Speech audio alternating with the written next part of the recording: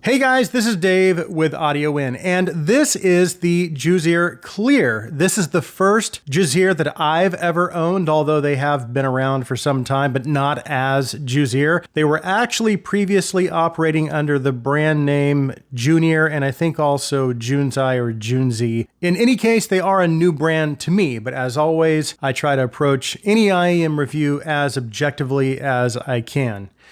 We have a lot to talk about, so let's get started.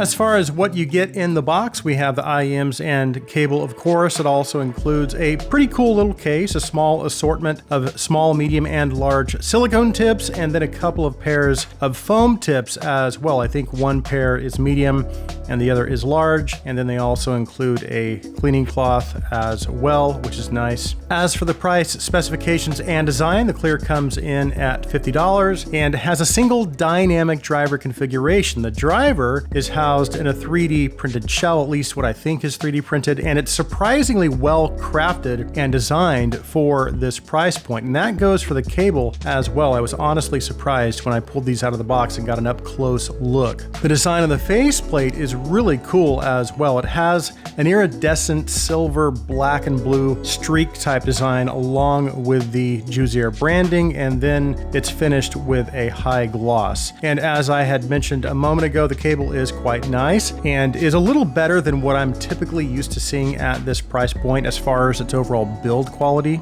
It's quite soft and pliable as well, which makes it very easy to roll up and store in its case, and I haven't really had too many issues with tangling either. As for fit and comfort, it is good. I didn't have any issues with discomfort, and using the included large tips, I was able to achieve a good seal and maintain a fairly secure fit as well. And then one last thing, the shells are vented, which is nice if you are sensitive to ear pressure. So the design, overall craftsmanship, comfort, and fit all seem to be quite good, especially for the $50 price point. Okay, let's move on to the sound.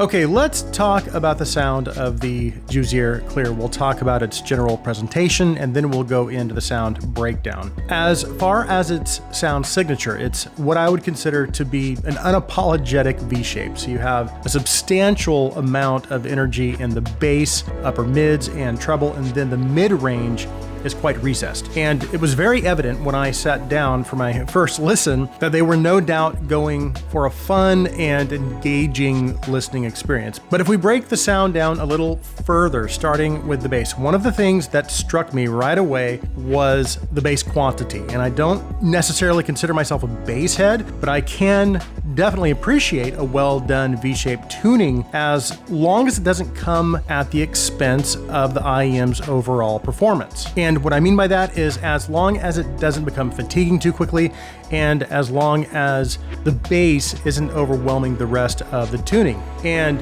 At this price point, I don't expect great technical performance, but I do expect reasonable performance. And sometimes if there is too much bass combined with a very high bass shelf, then that can impede technical performance, not just causing muddiness in the low, mids, and mid-range, but even possibly affecting treble detail as well. And I do think that the Clear is kind of riding that edge a little closely, in my opinion. That being said, the technical performance is actually pretty good. Not great, but good. So I think they did okay in that regard. And here's the thing.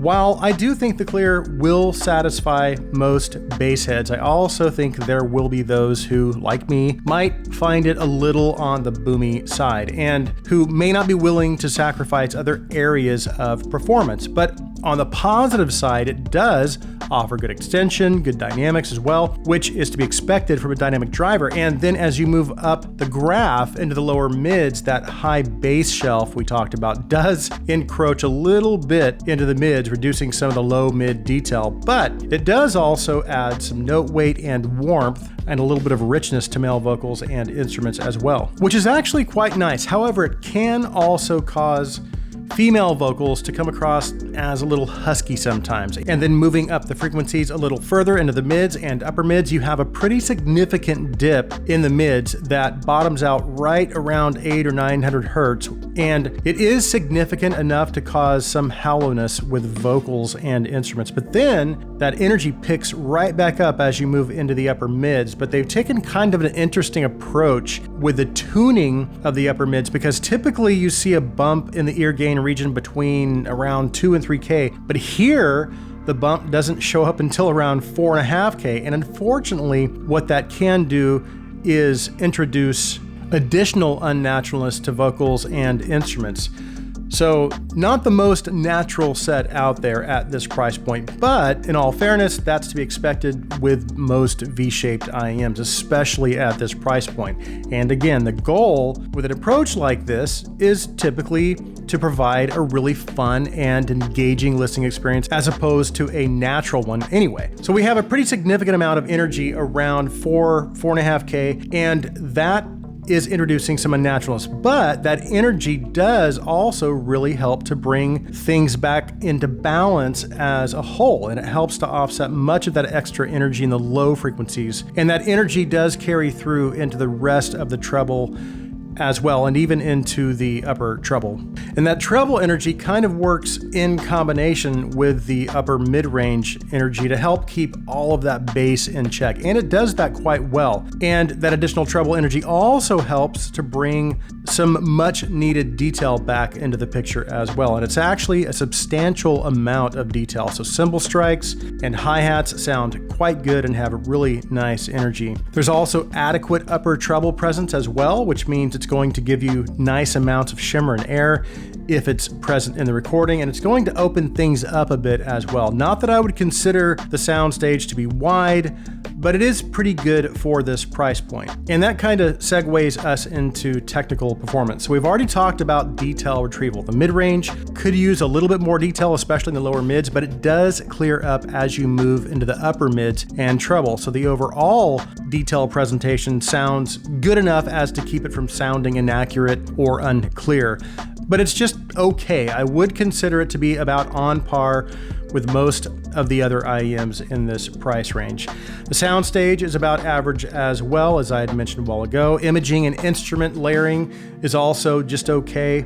It's about what you might expect at this price point. So the Clear is generally about on par with most of the other IEMs in the $50 price range in terms of technical performance. And as V-shaped tuned IEMs go, again, in this $50 price range, this one is maybe a little more unnatural than some of the competition. That being said, this does have a standout quality that I think kind of sets it apart from the competition, because while it may not be the most detailed or natural sounding IEM, it is one of the funnest and most engaging sets that I've heard at this price point. And depending on your music library and your tuning preferences, this set might be something to consider if your library consists of mostly electronic or trance, and if you are looking for a very fun set and aren't too worried about some of the other issues I talked about. So not a bad set as V-shaped IEMs go. Personally though, I would still prefer something like the TK-ZK Oranos or the Kiwi Ears Cadenza, which I reviewed very recently. But I will say, the build quality and design of both the IEMs and cable is top-notch for this price point.